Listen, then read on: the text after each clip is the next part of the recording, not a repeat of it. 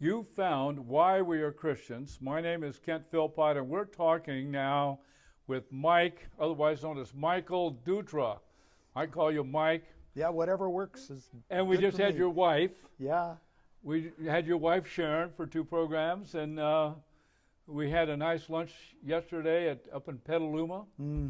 And you're from around this area, aren't you? yeah. Actually, my dad was raised on the Silvera Ranch. His dad and his mom were workers there. My grandmother served meals to, I believe, 12 to 15 men for years there. My dad had a horse, and he would ride out all over the mountain ranges there, and stories of playing on the ghost ships in the bay when they were still there for a short time. And he lived in that ranch until my grandparents moved, and he went to Mount Tamalpais High School. He was very active in sports: football, pole vaulting, hurdles, but I think he even did basketball.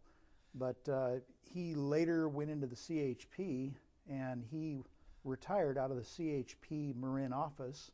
And then after he was gone, my brother was a sergeant in the CHP Marin office. So Now you're talking about California Highway Patrol. right, yeah. The guys that are up and down 101, headquartered in Corte Madera. Yeah, so I'm a cop's son, but my dad was a resident officer in Elsinore when we were down there, which meant he brought his unit home, and he covered the whole area by himself, and he was the first responder. So in the middle of the night, he would get a phone call, and as a kid, you would wake up to the phone ringing. He would say, "Okay, I'm on it," and he'd hang up. You'd hear him get dressed really quick, get in the CHP car, cruiser, and fly down the road. And he wouldn't turn his siren on until he got a little ways away from the house, but Elsinore is so semi-desert that you could hear it wailing as he was going up to an accident on the Ortega Mountains. And it just, as a child, it terrified me. And one day he came home, and I was scared. So as a kid, I had my little jammies on. I went out, gave him a big hug, and he had blood everywhere. And so I got it on me. He had handled a fatality, and he would go down rope belay down the side of the cliffs in Ortega Mountains between Elsinore and San Clemente, trying to help people, and that was one of them. And unfortunately, the lady died. But so Wow, that's quite a background. So Mike, so where'd you go to high school? because he was in the CHP and he was mobile, we were mobile. I went to. We actually lived in Petaluma for 2 years, so I was junior high here, and then we moved to St. Helena, Napa Valley, and my mom put her foot down and said, "We're not moving again until they're out of high school." So I went to St. Helena High School for my whole 4 years, and then they moved as soon as that ended. But I lived in the Napa Valley for 32 years before we moved out. Okay. When you went to high school at St. Helena, did you get involved in any sports? Yeah, well, my dad, he had these two big guys. My brother's 6'1", I was 6'2", and we're both built like, football players, and yet neither one of us were much sports. I got into tennis and basketball, but I did it pretty much for my dad. But I met, my tennis partner was Peter Mondavie Jr., who now owns Charles Krug Winery, and Cyril Chapelet and John Mark Chapelet Winery. And so I really had a unique life, upbringing. But Yeah. they were Christians. My dad was Catholic. My mom was Baptist. When they got together, my mom tried to become a Catholic, but the priest, in fact, I think it was in Marin, she went to catechism classes, but she kept asking questions, and it didn't go so well with her. So the priest finally said to her, "Elaine, I'm really sorry, you're a wonderful woman, but you'll never be a Catholic." So they became Lutheran. They became Lutheran. They sort of compromised. Yeah. Kind of a perfect compromise there, Yeah, huh? yeah, the Lutherans accepted my dad's infant baptism, which he did accept, and he went through the confirmation classes. Uh-huh. And so a side story is my mom still wanted us baptized as Jesus, So we were baptized by a Lutheran pastor in Elsinore in a Baptist church by full immersion when we were 11, and I think I was 11 and my brother was 14, but Lutherans. Yeah. It was the first immersion baptism that this pastor had ever done in his career. So. That's a great story, Mike. Yeah. I love that. So after high school, what did you do? I went into the Navy, but that wasn't a full term. There's a story around that. I sleptwalked all through my life, and my parents caught me my dad caught me in the garage with the car running, and I was ready to back out. He heard the car start, and he goes, "What's going on?" And he realized I was asleep. And so when I went into the Navy, they asked me, "Have you ever done drugs, this, that, and everything?" And no. "Have you ever sleptwalked?" And I said, "Yes." They ask if you. I've never even. Mike, this is new to me. I've not heard this sleptwalk. Yes, sleepwalking. And the reason they ask you that is if you're attached to an aircraft carrier, as I was working on the A6Es for the Enterprise, and I would have deployed to the Enterprise, but they caught me sleepwalking in my electronics training at Millington, Tennessee.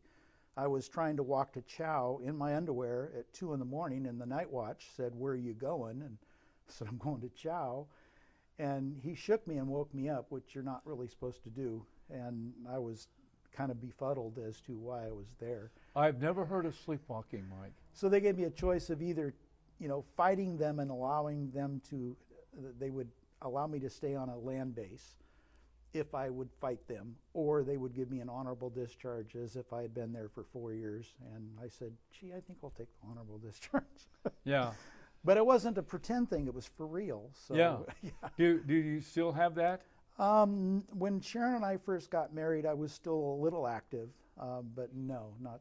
So you would be, let's say, asleep, but you'd get up and you were moving about. Mm-hmm. They used to have to lock the doors and stuff to make sure I would wander out. Wow, Mike, what an experience. Overactive imagination, I guess. But, yeah. So now, when do you suppose then you actually became a Christian, a born-again Christian? Well, I was raised in a wonderful Christian home. I love my parents. They're still alive, and they did an excellent job bringing me up in the Lutheran church. I went through the Lutheran catechism, was confirmed, or confirmation I should say, not catechism. I was confirmed and had my first communion, and but I didn't have the in-depth relationship with Christ. I knew who God was, I knew who Jesus was, but I didn't have this closeness. And when one of my friends in St. Helena invited me to Mount Hermon Christian Conference Center I think I was a sophomore in high school, and I went down there, and it was the first time I had learned of this relationship with Jesus. I mean, yeah. I mean, a lot of Lutherans definitely have that, but I didn't. And that's when God became real for me. Okay. All right. So you're in high school at this point. Mm-hmm. Okay. And I know you went into the Navy. Mm-hmm. Was that right out of high school? Yeah. In fact, I had met my girlfriend of high school, and all I wanted to do was get married. I couldn't see trying to go to college to try to afford that, so I thought, like my dad went into the Navy and got married, I thought that's the way I'm going to go. So I enlisted even before I got out of high school, and I just had to wait for my schooling to open, and then, but we didn't get married until I got out. Until you got out? Yeah, it was only a year. Yeah. A 4-year enlistment. So. Yeah, I had a 4-year enlistment too. Yeah. Yeah. So you're out. You got your walking papers straight out, honorable discharge, and what happened after that, Mike? Well, I did marry my sweetheart of my youth, Judy, and we had. I went to work.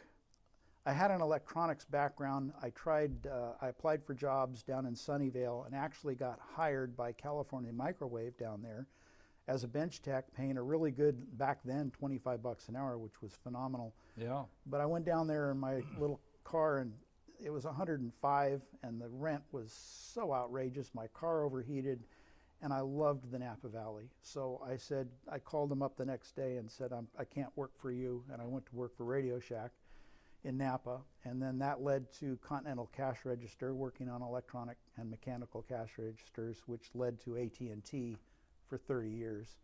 For how many years? 30 years. 30 years with AT&T? Yeah, which was, Ma Bell, Pacific Telephone, Pacific Bell, SBC, AT&T, and then name kept changing. And it kept going downhill in the quality of the work environment too. Really? Sadly, yeah. Oh, sadly, you bet, Mike. Wow. But it was a great career. I was a maintenance splicer and then a construction splicer, doing fiber optic jobs all over Northern California, because we were the travel crew. But the end result was the fiber optic required cleaning with chemicals in like a trailer, closed environment, and the chemicals just overwhelmed me. The manholes we were in to bring the fiber in and then up into the trailer. So I ended up getting migraines, which my last 30th year was on disability due to migraines, and I still get those too.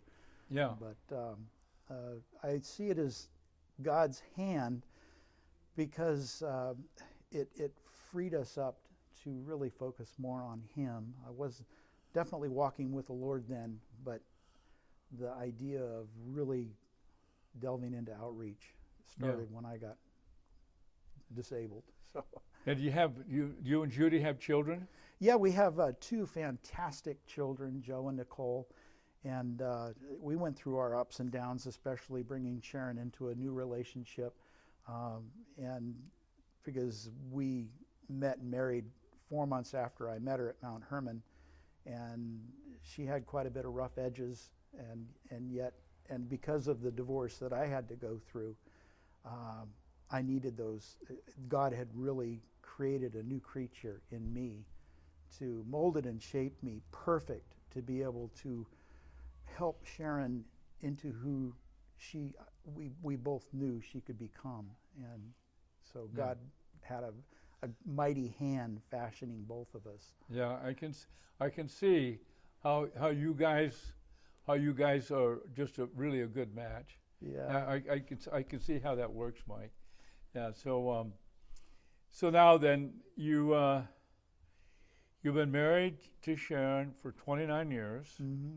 29 years, and so tell us a little bit about what happened after the marriage. You're still working at AT&T. Yeah, and all this period of time. Yeah. Well, let me back up one step. The divorce came about, I would say 50% because of me, because I had gotten it in my head that we needed the bigger, better house.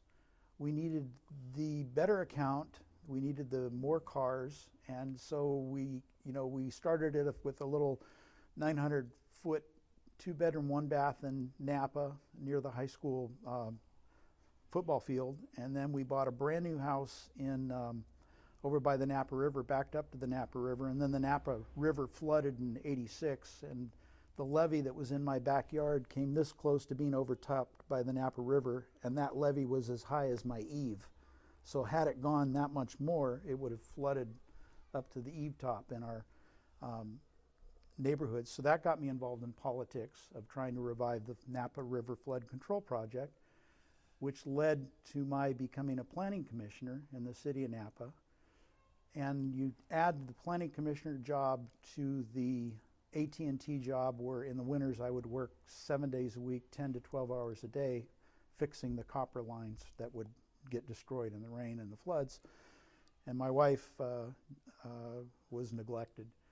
And so as a result of that, the marriage dissolved, and I spent a year trying to bring that back, but unfortunately it wasn't recoverable.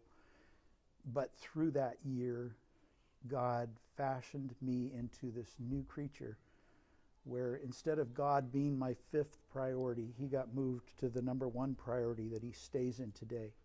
Yeah. And that's, if you're connected with God, if you know Him and love Him, more than anything in this world, then there's nothing that can come against you that can separate you from that. That's right. Yeah. That's right. So beautifully told, Mike. Thank you for that.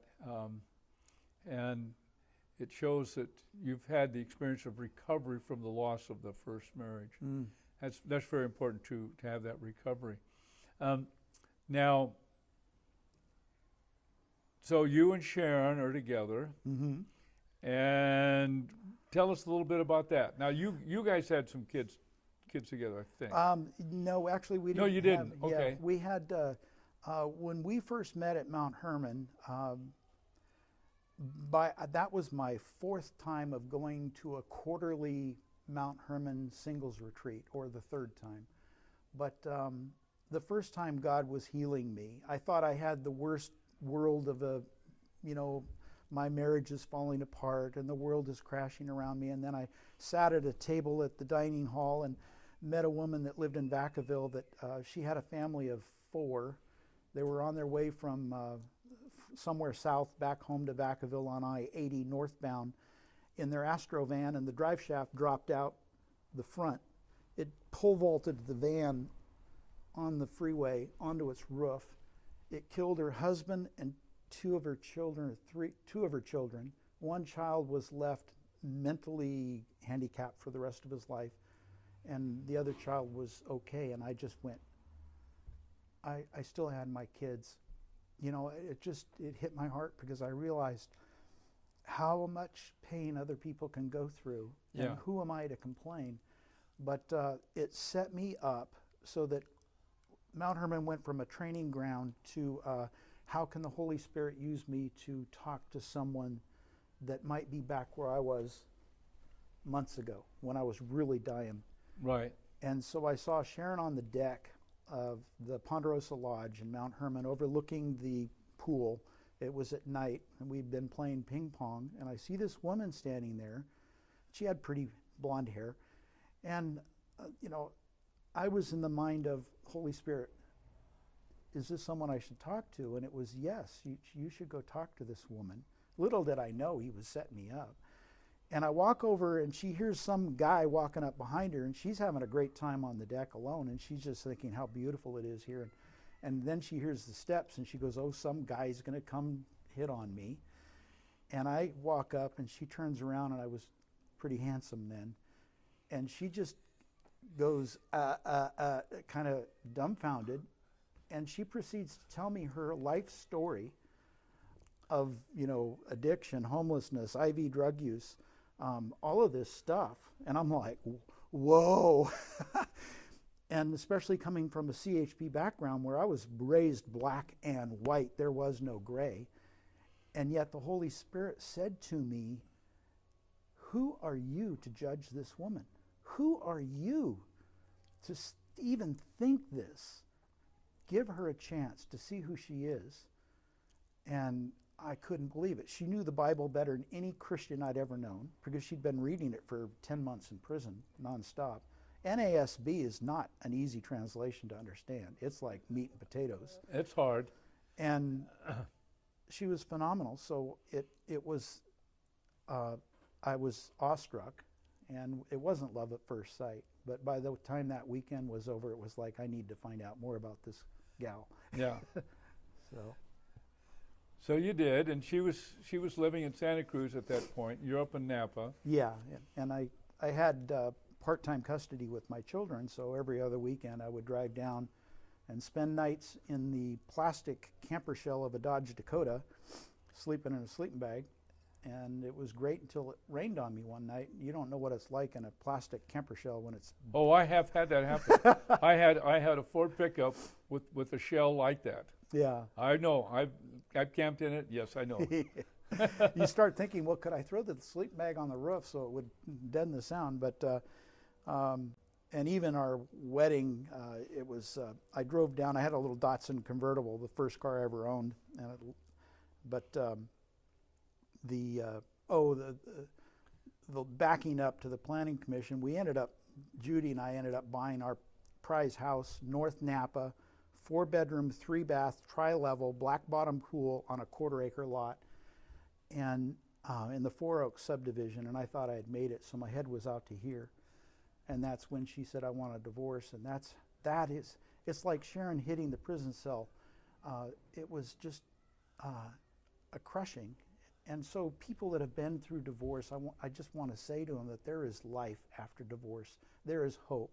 And the key hope is reaching up to God and seeing what he would have for you, and then maybe reaching out to your estranged spouse if that's possible. And for me, it didn't work, but he had something so much better. Wow. So. Well, I love the way you tell the story, Mike. So you and Sharon are married. You're going along, and all of a sudden, things sort of change because she gets some ideas. Yeah. Well, our first part of our marriage was rough because here we had Christ as our center. He was number one, and we were number two to each other, which I think all marriages should be. Should be God first, spouse second, children third, work fourth, and church fifth. Because sometimes church can get so big that it will interfere with that and distract you from God first. I'm in agreement with that. Yeah. I like that assessment, Mike. So, but she was a real rough diamond in the rough when I met her. She had been redeemed by the blood of the Lamb. She had been created a new creature in Christ. She was phenomenal, but she had a whole lot of past to deal with. And so she was broken inside. Sure. Her children were her foremost concern because she felt so guilty over abandoning her kids with her ex-husband who had remarried. So we spent a lot of time trying to reconnect with them and heal. I mean, there were many times when, for those that are dealing with someone that's had a background like that, she would attack me because that was the way that she would feel she could prove that I still loved her. She thought I would leave her like all of her other, like her dad did numerous times. And so she would attack me, and what I would do is I would cry out to God. Finally, at first it was kind of like this, what are you attacking me for? And, hey, calm down. But then I realized, you're going back to your old marriage. Stop being Mike, proud Mike. Start being humble Mike. Start asking God. Allow the capital I to become a lowercase I and say, Lord, what do I do? So she attacked me, and I just, in a quick second, Lord, what do I do? And he said, hug her. Tell her you love her. And when you're being attacked, that's the farthest thing you want to do with someone is hug them and tell them you love them. I hugged her, and I said, I love you. I'll never leave you. I'll never forsake you. And she crumpled to the floor and sobbed for 45 minutes. I couldn't stop her. And it was the beginning of the breaking that she realized that I wasn't going to go away. And so, if in a marriage, so many times people just, they'll let the anger and the attitudes separate them. But, love God first. He'll show you what to do. So, the first part of our marriage was rough. And it was rough on my kids, too. And Sharon, we both apologized to them because we were learning how to be married to each other and still growing and learning how to be parents, too, which is one of the books in her book, chapters in her book is disciplining your children, which is a lesson in itself. Yeah. So, but it grew from that to always church and plugging in with God. And we both had a dire desire to reach people for Christ. Even in high school, I was very active in our Lutheran church youth group. I was the one that called everybody. I was the one that would go to the high school and try to bring people to my youth group. So we had a commonality of we wanted to see people brought to Jesus. And that's kind of where our ministry began. Yeah. So now you're into it full time, and with your books and in the languages. I would have to say that it is foundational kind of material. So much, and I have to confess, some of my books, they're so specialized for in certain ways. But this this is really a general outreach to people right now, and I think it's they're a great work. Okay, we don't have very much time, Mike, but we got a little less than 3 minutes. We're doing fine. Okay. But I always ask the same three questions. The same three questions, and the Hebrew Bible, the Old Testament. Do you have a favorite book? Proverbs, probably. Oh, you like Proverbs? Oh yeah, Mount Hermon turned me on to Proverbs in a month-long retreat I was at there in really? high school. I was. I'm surprised when I hear people. I've had people say Proverbs. I've had people say Psalms. That one too. Psalms. That's a little more understandable. Proverbs. I've read it a few times. I probably need to read it again. It's wisdom. You know, Yeah, it's it's a got lot of wisdom. A lot of wisdom. That's big. Yeah, we need some. Okay. How about the Greek Bible, New Testament? Do you have a favorite? Romans, probably. Romans 8. You like Romans 8? Yeah. Well, I like Romans 8 too. Fabulous passage. In fact, Romans 8:28 and 29 are two of my favorites. I have a Reformed theology, and so it spells it out pretty much. It does, 28 and 29. Yeah. You indeed. So you like Romans. When somebody says Romans, I know they've been a Christian for a while, because it's probably the most complex of all of the Bible books, in my opinion.